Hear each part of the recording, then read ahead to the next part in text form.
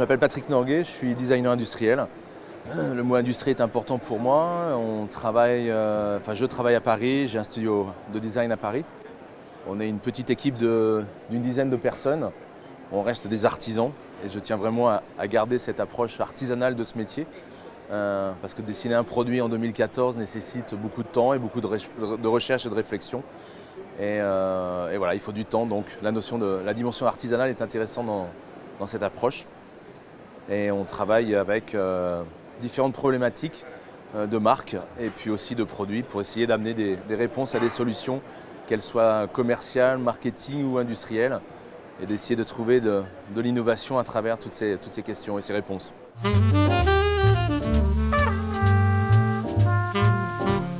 Qu'est-ce qu'un bon design ? C'est une question assez complexe. Pour moi, un bon design, il est contextuel. C'est-à-dire que mon métier consiste à résoudre des problématiques à travers des histoires différentes. Ces histoires, elles sont industrielles. Elles sont propres à chacune des marques avec lesquelles je collabore. Et à chaque fois, mon métier consiste à trouver des solutions à travers toutes ces problématiques.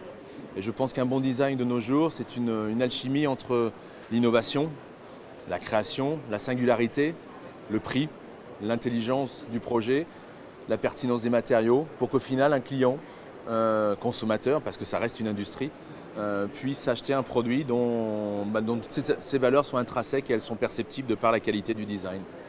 Et chacune de ces histoires, elle évolue en fonction des usines avec lesquelles je collabore, parce que chacune de ces histoires est propre à chacune de ces usines.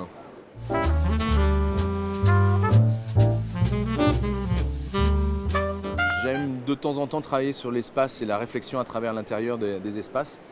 Je le fais uniquement quand il y a du sens pour moi. Je ne suis pas décorateur, ça ne m'intéresse pas.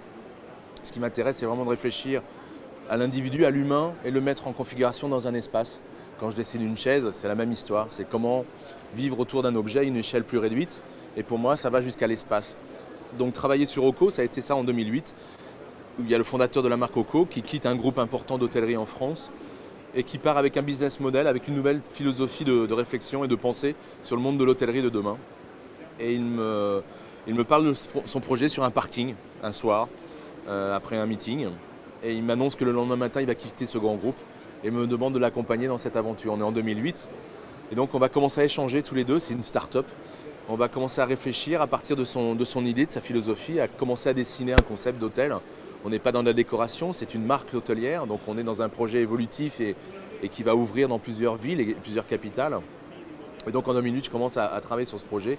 Et c'est une page blanche, parce qu'à part sur un A4, son business model, il n'y a rien d'autre. Donc je commence à réfléchir avec lui sur le nom de la marque, sur le graphisme, et je commence à constituer une équipe de graphistes, de gens de la communication, autour du projet que je suis en train d'esquisser. Et donc de 2008 à 2014, on a développé le projet, qui est à la fois de l'artisanat et de l'industrie, dans le sens où le monde industriel, c'est la salle de bain. La salle de bain, elle est industrialisée. C'est un élément qu'on vient plugger dans un bâtiment. Et par contre, tout le reste autour est plus artisanal, c'est-à-dire qu'à chaque fois, en fonction des lieux dans lequel on va ouvrir cet hôtel, en fonction de la géographie, je m'approprie l'architecture de la ville et j'essaie d'en faire un lieu qui ait du sens, dans lequel les individus s'y sentent bien. Donc on est sur un hôtel intéressant parce que, je le dis souvent, mais ce monde hôtelier est pour une fois généreux.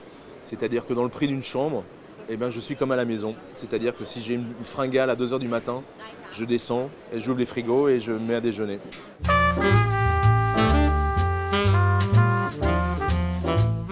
Donc cette année à Milan, je présente des nouveaux modèles, comme tous les ans ici. Et ces nouveaux projets, ces nouveaux produits sont la résultante d'une collaboration qui est mise en place depuis longtemps. Et tout ça se fait avec fluidité et amour. C'est une histoire d'amour, l'Italie pour moi et l'industrie italienne du design. Et c'est une relation qui est basée sur la confiance. Donc cette année, je continue à travailler ici avec Crystalia, qui est une marque que j'adore. Des gens qui ont une générosité, des ambitions et une clairvoyance dans le process. Cassina aussi, avec lesquels je continue une collaboration que j'ai commencée il y a 3 ans. Et là, on présente une nouvelle assise cette année.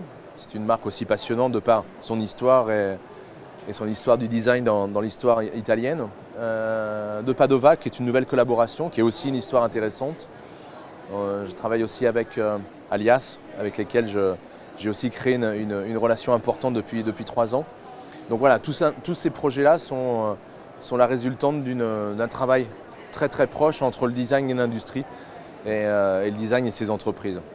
Et pour moi, c'est la base de ce métier. Je ne suis pas un designer qui envoie des dessins, c'est une complicité qui se partage au quotidien pour le développement d'un produit jusqu'à la fin.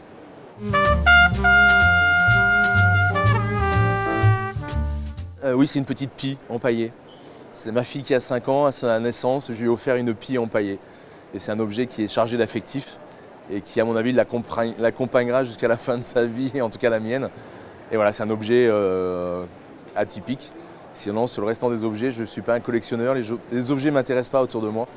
Donc il y a des objets nomades qui sont la résultante de coups de cœur, d'histoire, mais qui sont évolutifs et qui bougent et qui vont et viennent dans mon habitat. Ouais. C'est la réaction et le sourire des gens une fois qu'ils quittent le lieu. Après, il y a plein de recettes possibles, mais la finalité, elle est là, quoi. C'est que les gens se sentent bien dans un espace. On parlait tout à l'heure d'une autre marque pour qui j'ai travaillé, qui est McDonald's. Eh bien, un jour, après avoir travaillé sur un nouveau concept de restauration pour McDonald's, j'étais en banlieue parisienne, dans un endroit assez compliqué, avec une population des fois caricaturale ou caricaturée. Et j'ai passé 1 heure juste à une table dans le restaurant, et j'ai vu que des gens qui, sur le papier, sont des gens peut-être un peu plus difficiles, eh ben, avaient tous le sourire et se sentaient bien dans le lieu. Donc à partir de là, ma mission était aboutie. Ouais.